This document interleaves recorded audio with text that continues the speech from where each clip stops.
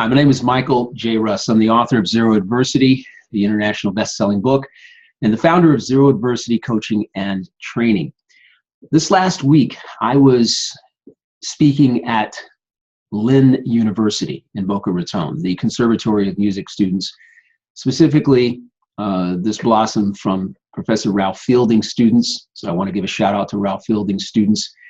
And I want to really kind of direct this at them because they were wonderful enough to and kind enough to come and experience the presentation of the Zero Adversity method that I present, the three-step method for eliminating adversity, and how to harness the potential of your inner conversation, one of the most important conversations, if not the most important conversation you have in your head every single day. Now, I'm making this video not only for them, but for anyone who's out there needing to achieve intentions, goals, and dreams. You have them. We all have them. The question really becomes then, what enables some people to actually reach those intentions, goals, and dreams while others do not? And I'm not going to call it failure because that's not really what it is. Failure really doesn't exist.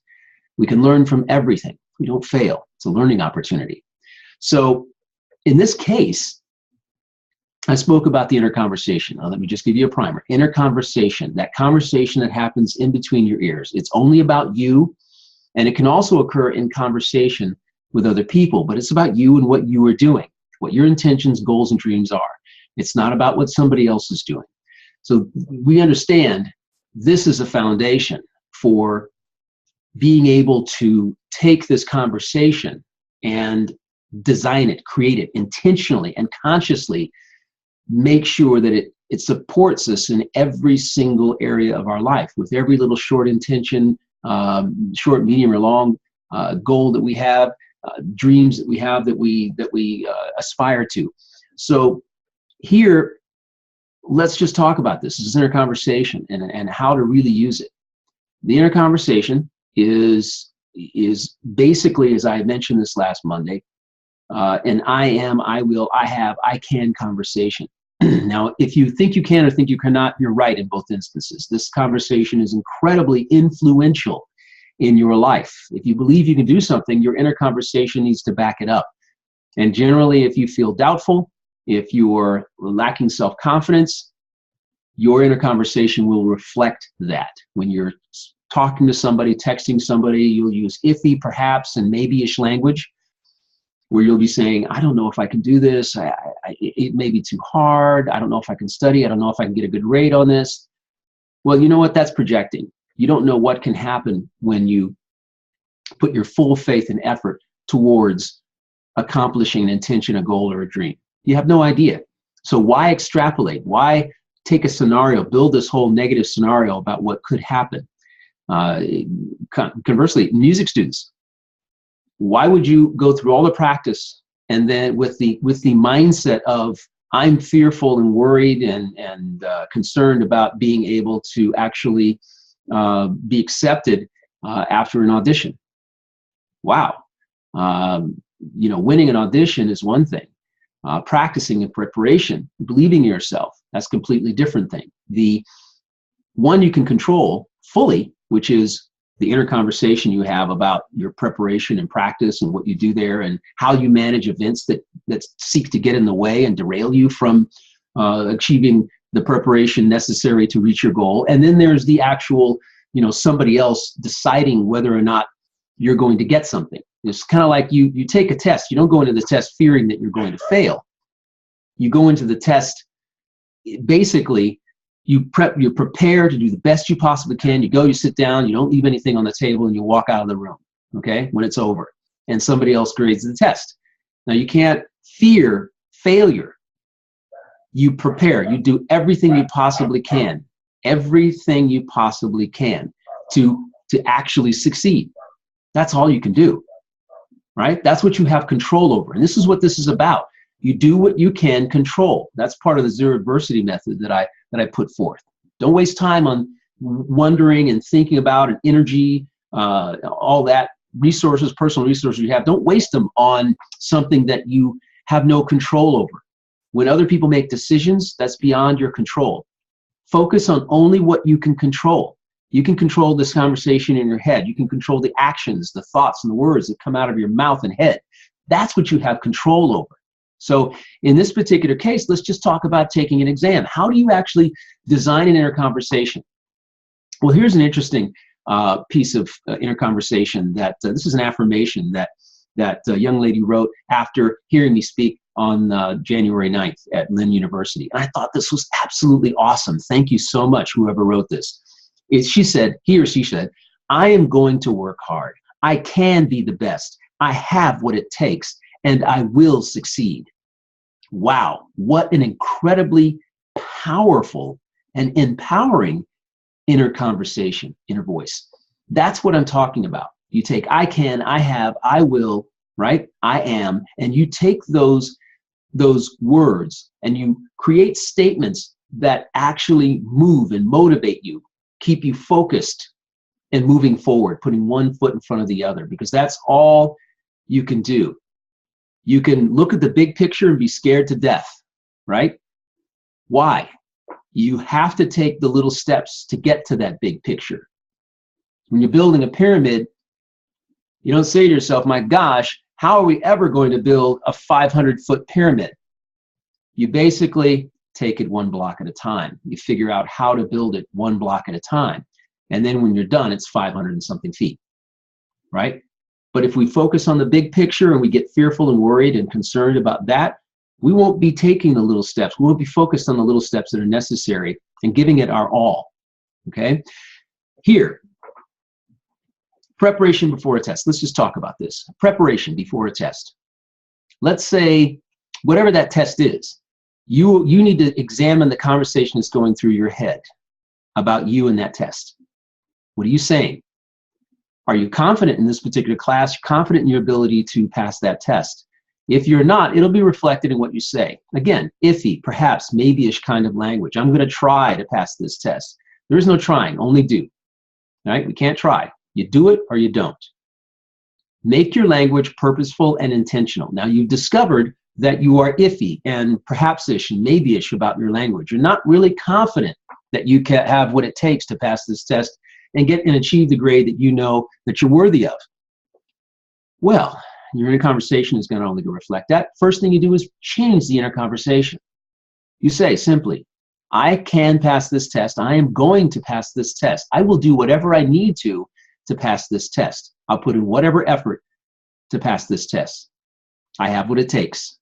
That's a positive, that's an inner conversation that's purposeful, intentional, and directed towards achieving your intention or goal in this particular case, which is to pass the test.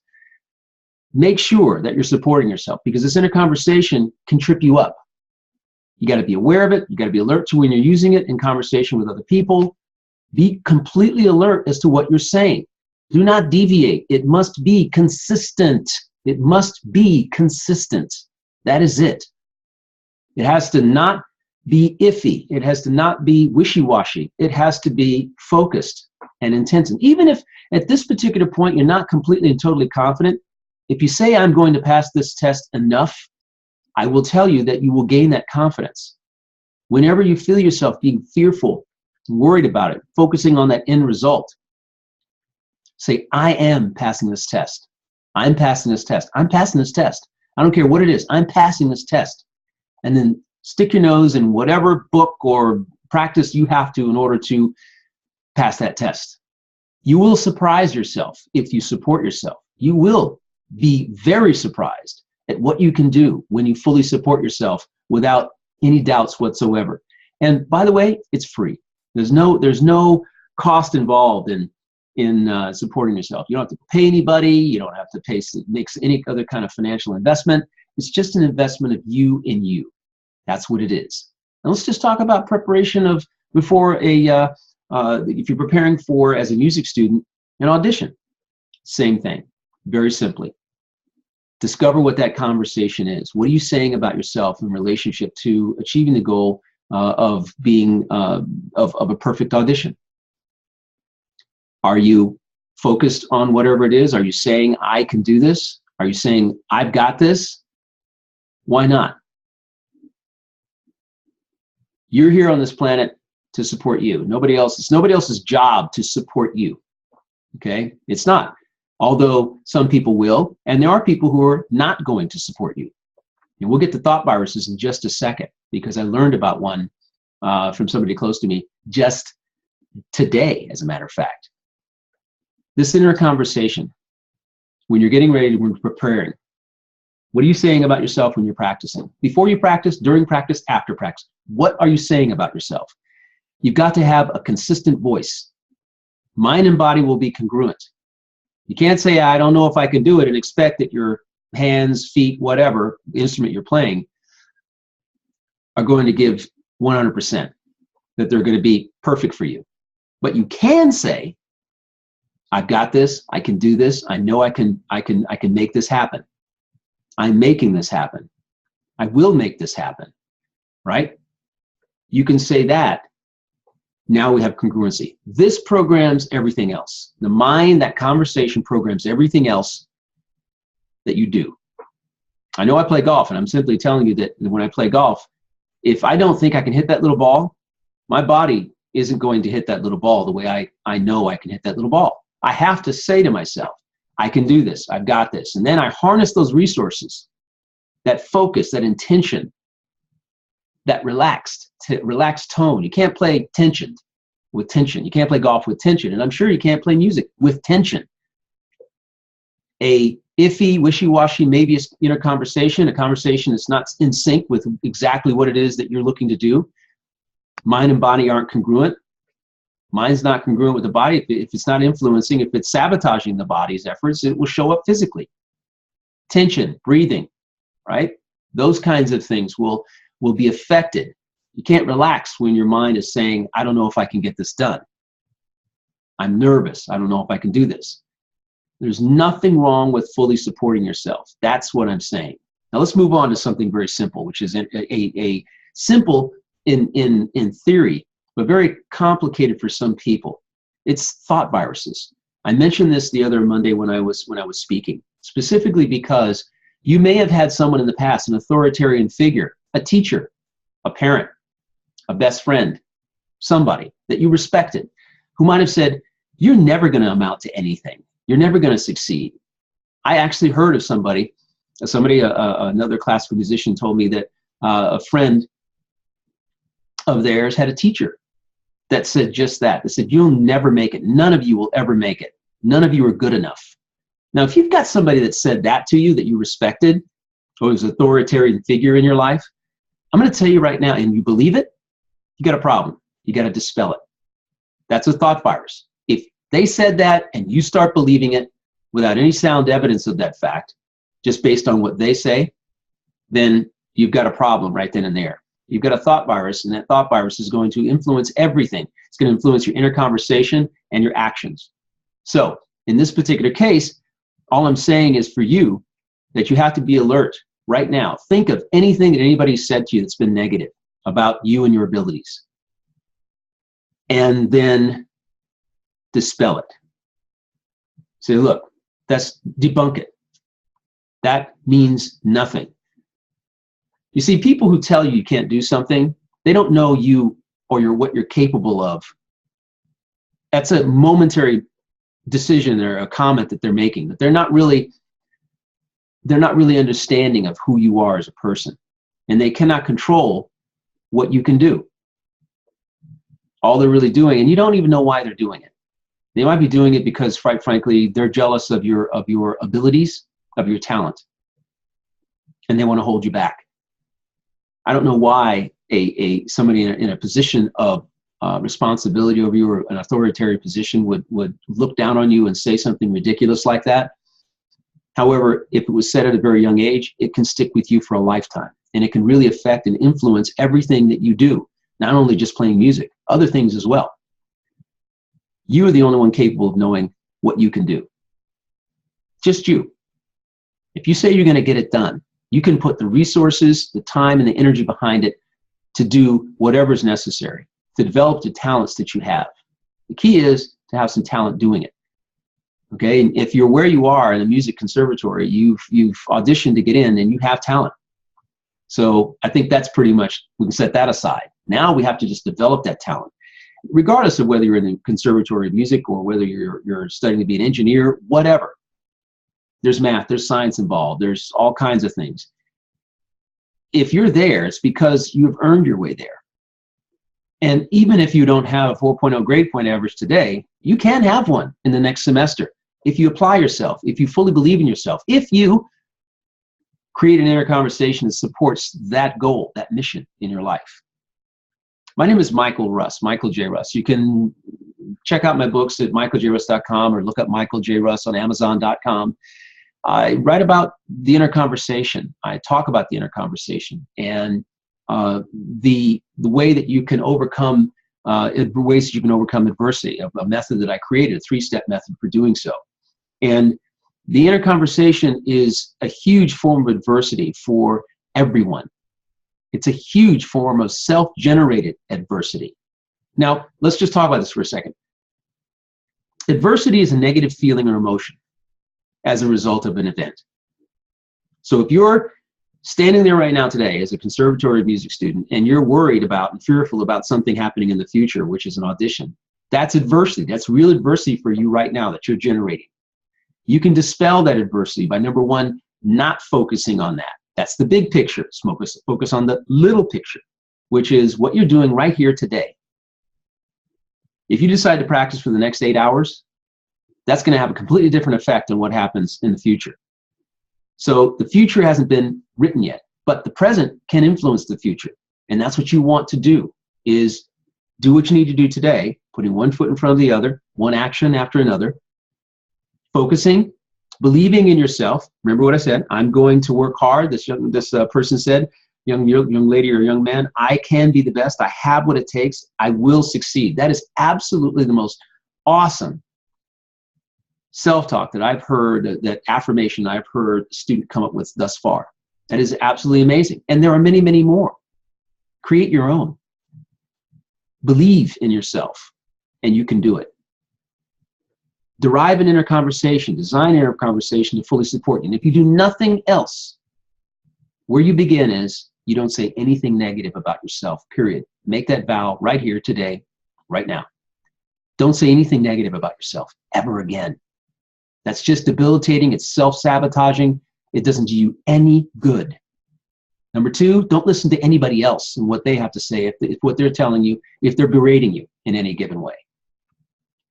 Someone who's really good will constructively give you information, constructive criticism about, and they'll also let you know how you can improve and what you can do to improve. That's somebody you want to listen to. You can learn from every situation that doesn't work out. Every situation, there's something to learn. I don't care if it's a relationship that didn't work out, a class that you didn't do very well in. There's a reason why. Find out what the why is, what that reason is, and then overcome that reason. Focus on that and tell yourself that you can do it, that you can overcome that reason, that is not you. You are better than that. You have to believe it. Nobody else is here on this planet to do it for you. You must believe in yourself. Again, I'm Michael J. Russ. I thank you so much for listening. Hi to Professor Ralph Fielding students. It was a joy meeting you. It was a joy hearing your comments, having the opportunity to speak with you afterwards for an hour or more, and giving you some help and hope for the future. I know you will be completely awesome. You have to believe you're awesome, because what I think doesn't matter in the end. Nobody but you matters, okay, to you. Thank you so much. Have a great, great year. Make 2017 the most awesome year ever. Vow to make it that. Vow to never say anything negative about yourself this year and beyond, and support yourself in every moment and see what happens. Focus on the journey. The destination will take care of itself. Release your attachment to, and the fear and the worry, which is the adversity that you created around something in the future. Today is what counts. Today writes tomorrow. Thank you. Take care now. Bye-bye.